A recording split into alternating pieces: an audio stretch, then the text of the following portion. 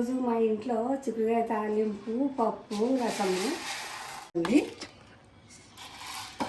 తర్వాత నీళ్ళు వేసుకున్న తర్వాత పసుపు వేసుకోండి. పసుపు తర్వాత ఒక స్పూన్ వేసుకోండి, పొంగి రాకుండా. కొంచెం నూనె వేసుకోండి.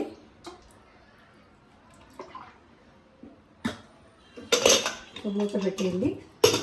4 విజిల్ వచ్చినాక ఆఫ్ చేసుకోండి.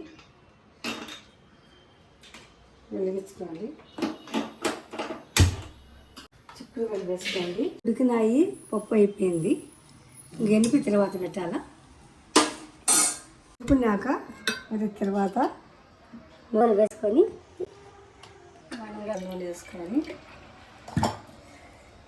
ఎర్రగడ్డ, తెల్లగడ్డ, ఎండుమిరకాయ, ఎర్రగడ్డ వేసుకొని తర్వాతలో ఆవాలు వేసుకొని ఆయిల్ కాయినాక ఆవాలు వేసుకొని దాని తర్వాత తెల్లగడ్డ, ఎర్రగడ్డ వేసుకొని ఇట్లా మంచి వేగినాక పప్పులోకి వేసుకోండి.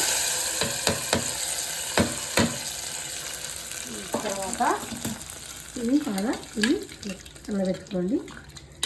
5 నిమిషాలు మళ్ళీ ఉడికిన తర్వాత దించేయండి. పప్పు నీళ్ళు కూడా చేసుకోండి. ఉడికినాయి, నూనె వేయాలి. వేగినాక చిక్కుడుకాయ వేసుకోండి. బాగా తిని వేసుకోండి.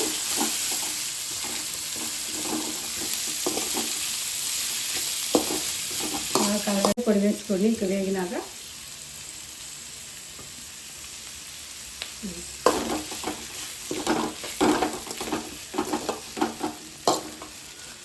అంతే అండి, అయిపోయింది. మీరు కూడా ఇలా చేసుకోండి, చాలా రుచిగా ఉంటుంది. పప్పు అయిపోయిందండి. ఇలా మామిడికాయ కారం ఉంది, కాంబినేషన్ బాగుంటుంది. పప్పులోకి తాలింపు బాగుంటుందండి. తిని చూడండి.